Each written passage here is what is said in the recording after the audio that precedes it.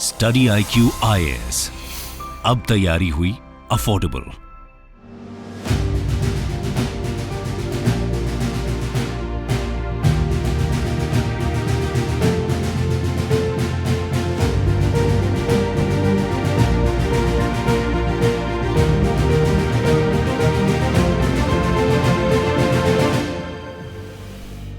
आज के सेशन की शुरुआत हम एक कविता से करेंगे, क्योंकि आज का दिन हम सभी के लिए बहुत ही महत्वपूर्ण दिन है, बहुत ही इंपॉर्टेंट दिन है।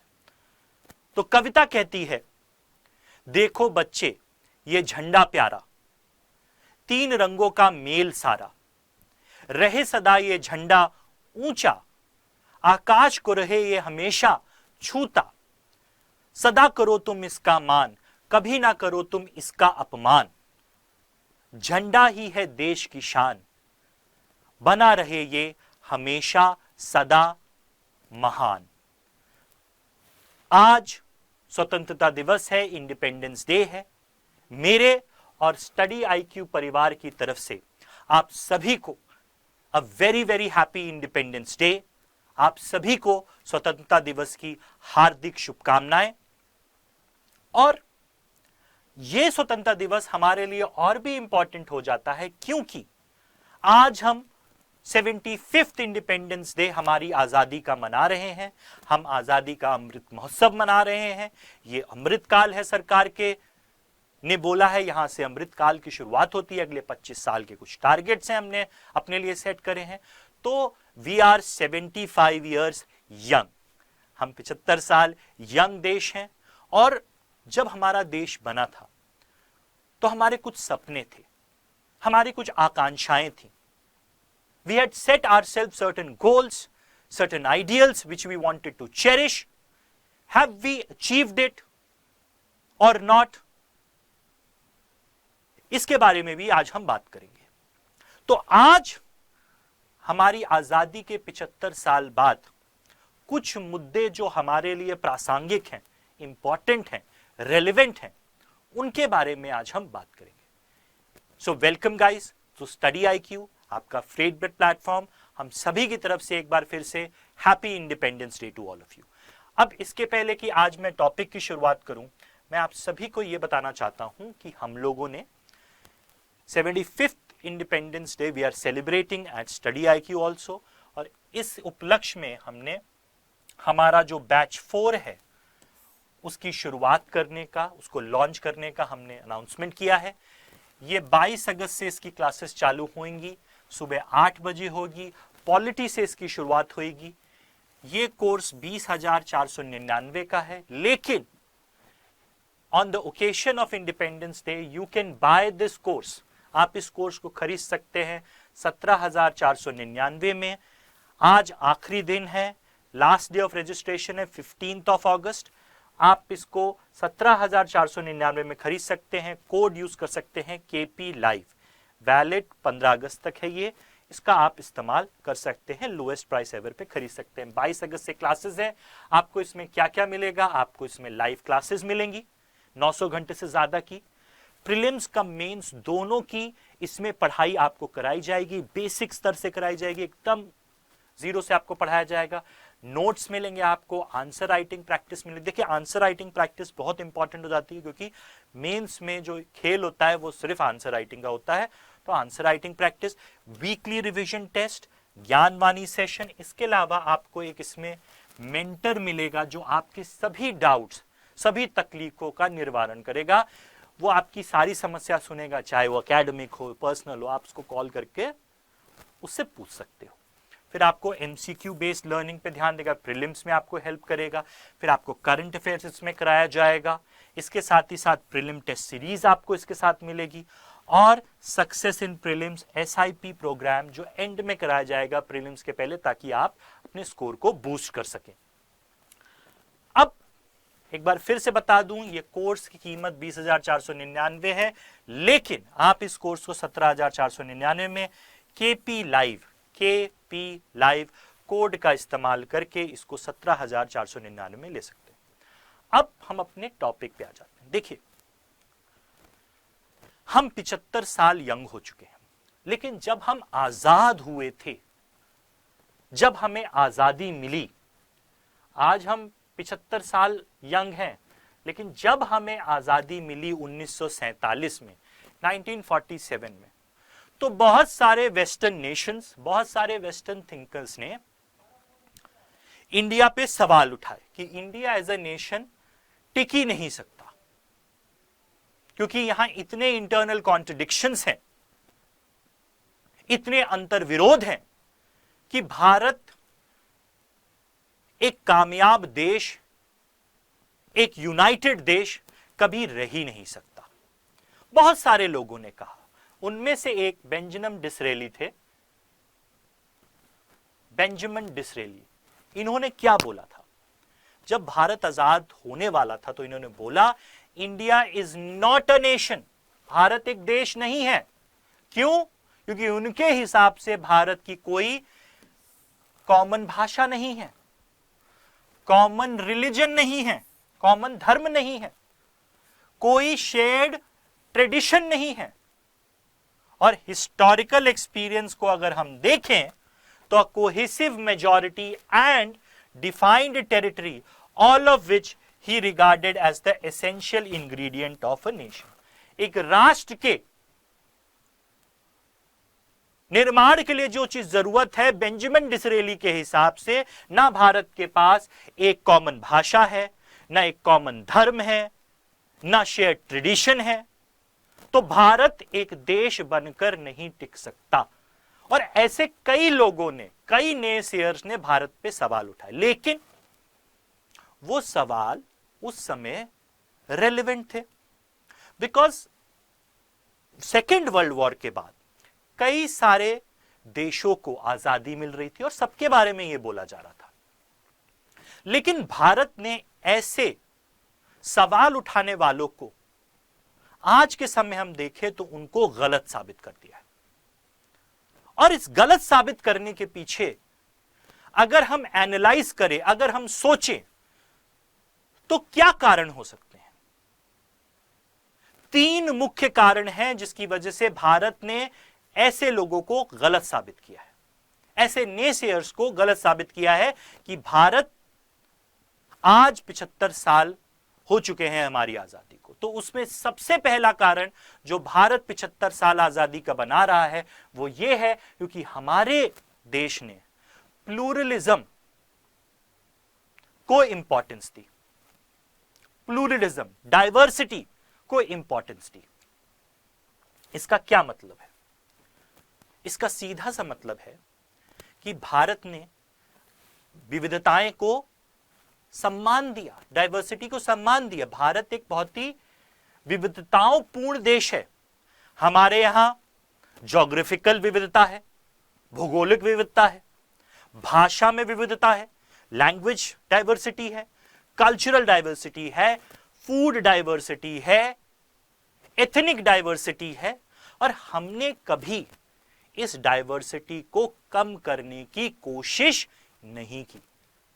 हमने जो नीति फॉलो करी वो थी यूनिटी इन डाइवर्सिटी, विविधता में एकता की नीति को हमने आगे बढ़ाया। और वो एक प्रमुख कारण है, वो एक इंपॉर्टेंट रीजन है जिसकी वजह से आज भी भारत का कोई भी हिस्सा गया नहीं है भारत से बाहर, टुकड़े नहीं हुए भारत के। क्योंकि अगर हम बाकी देशों को देखें, पाकिस्तान को देखें, भूटान को देखें, नेपाल को देखें, श्रीलंका को देखें, बांग्लादेश को देखें, अपने नेबरहुड को देखें, तो यहां कुछ ना कुछ समस्याएं हुई हैं। क्यों? क्योंकि इन सभी देशों ने प्लूरलिज्म, विविधता को इंपॉर्टेंस नहीं दी जहां भारत ने दी। दूसरा कारण, जो प्रमुख कारण है, भारत को आज 75 साल आजादी के हो गए हैं और यहां जो लोगों ने बोला वो चीज हमने गलत साबित कर दी, उसका कारण है डेमोक्रेसी, प्रजातंत्र। जब हम आजाद हुए, बहुत लोगों ने बोला कि भाई इतने कॉन्ट्रडिक्शन से बना हुआ देश डेमोक्रेसी से कैसे चल सकता है? यहां तो डिक्टेटरशिप होगी ही होगी, यह देश प्रजातंत्र के हिसाब से चल ही नहीं सकता। लेकिन हमने उन सबको भी गलत साबित किया। हमारे जो फाउंडिंग फादर्स थे, जिनके प्रयासों की वजह से हमें आजादी मिली, उन्होंने आजादी मिलते ही सबको अडल्ट फ्रेंचाइज दिया कि चाहे जो जैसा इंसान हो, पढ़ा हो, लिखा हो, अमीर हो, गरीब हो,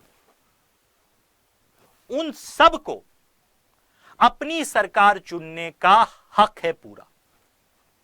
तो डेमोक्रेसी की हमने जो आधारशिला डाली अपनी आजादी के बाद, वो आज तक टिकी हुई है।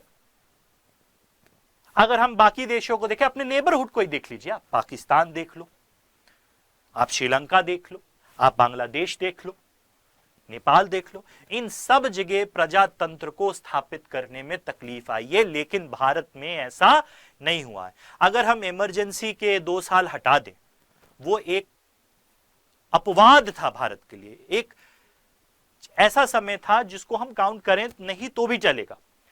तो भारत ने डेमोक्रेसी को आगे बढ़ाया है।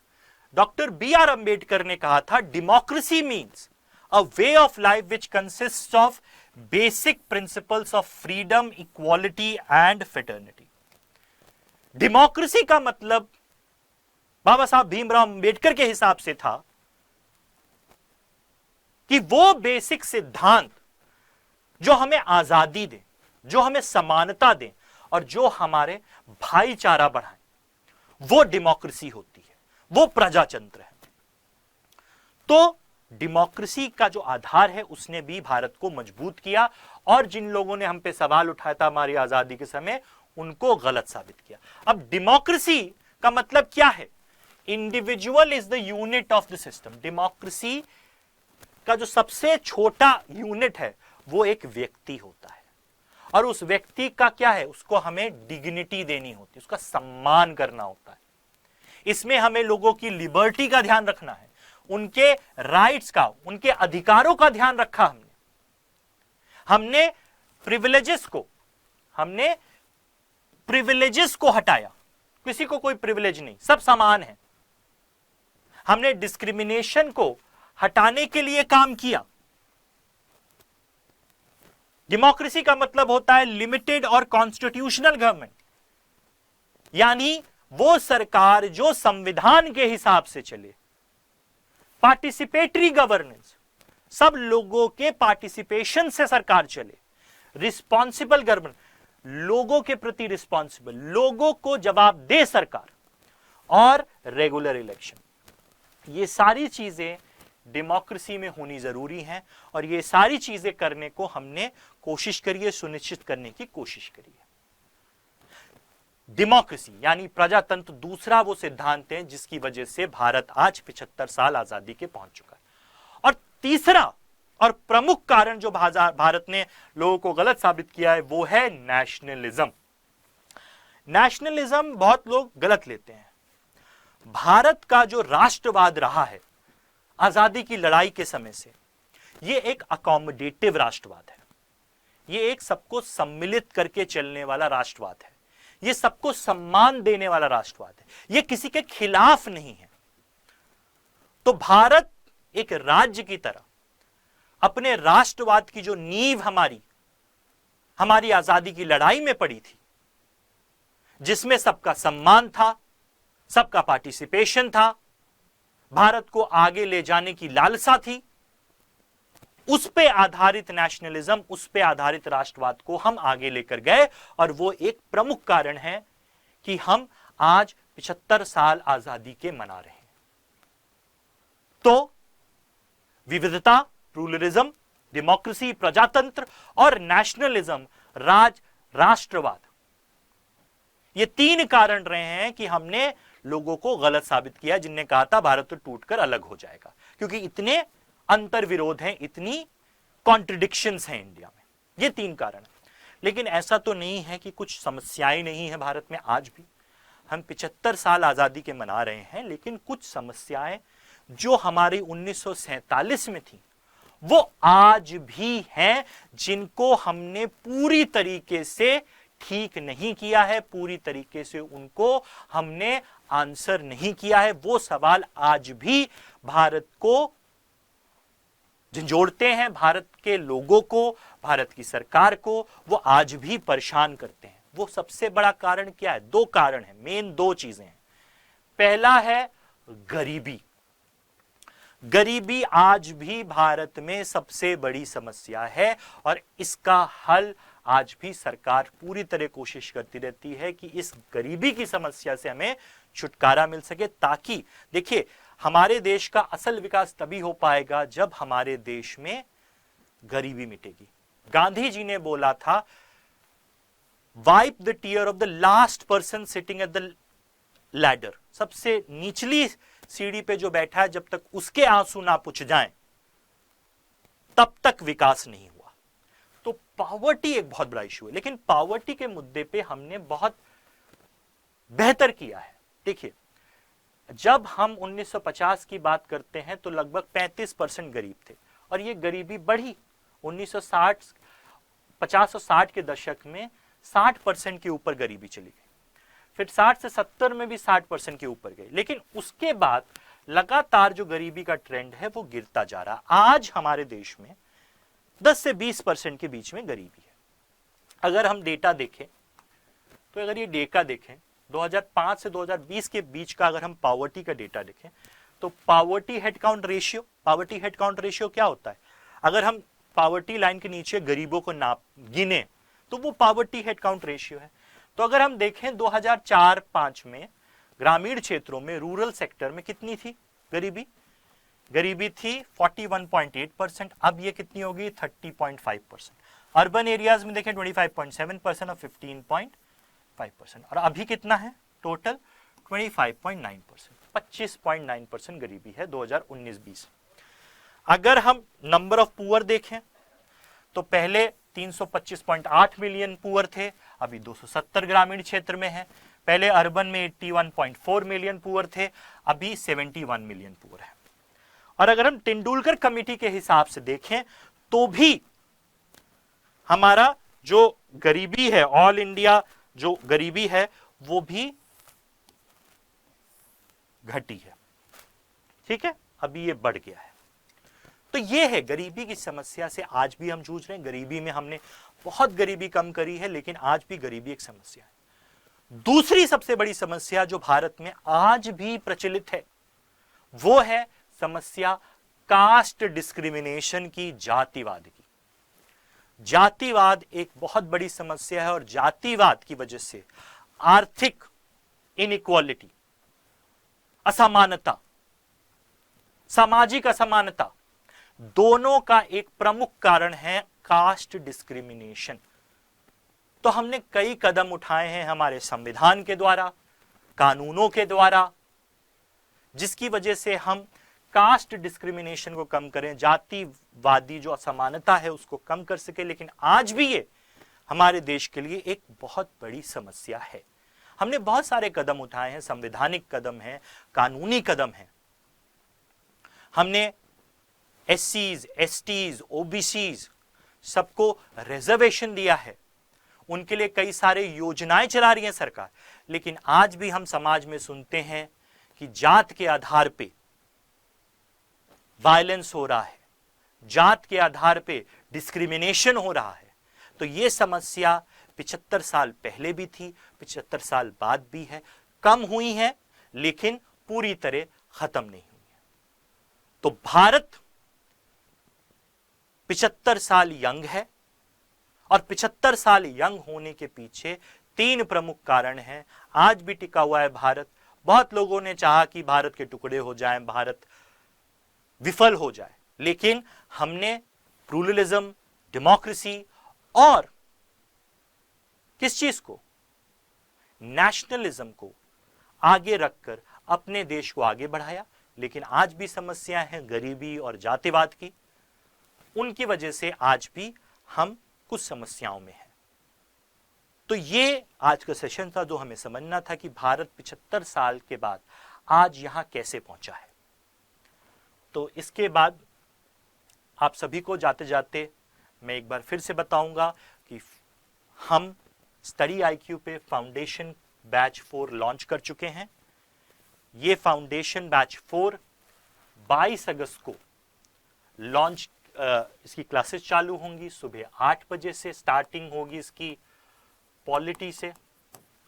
इसमें आपको प्री और मेंस दोनों के बारे में अच्छे से पढ़ाया जाएगा, बेसिक से पढ़ाया जाएगा। इस कोर्स की कीमत इस समय है 20,499 रुपए, लेकिन आपको ये कोर्स आज आखिरी दिन है, 15 अगस्त आखिरी दिन है, आज आपको ये कोर्स 14,499 में मिल सकता है। कोड इस्तेमाल करिए KP लाइव, कुंवर प्रतीक के 2 अक्षर KNP, उसका इस्तेमाल करिए। ये आपको कोर्स 17,499 का मिल जाएगा। 22 अगस्त से याद रखिए क्लास है, आज आखिरी दिन है, 15 अगस्त आखिरी दिन है। तो आप मुझे सोशल मीडिया पे भी फॉलो कर सकते हैं, ट्विटर, इंस्टाग्राम और टेलीग्राम। इसी के साथ साथ धन्यवाद। A very very happy independence day to all of you. Be responsible, be a good citizen and contribute in whichever field you are. अगर आप पढ़ रहे हैं तो आप एक अच्छे स्टूडेंट बनिए। अगर आप काम कर रहे हैं तो अपना काम अच्छे से करिए। हर आदमी को बॉर्डर पे जाकर सर्व करने की जरूरत नहीं है। अगर हम सभी लोग अपना काम अच्छे से करें तो हम भी अपने स्तर पे देशी भक्ति कर रहे हैं और देश के निर्माण में योगदान दे रहे हैं। So once again a very happy independence day to all of you. Study IQ IAS, अब तैयारी हुई अफोर्डेबल।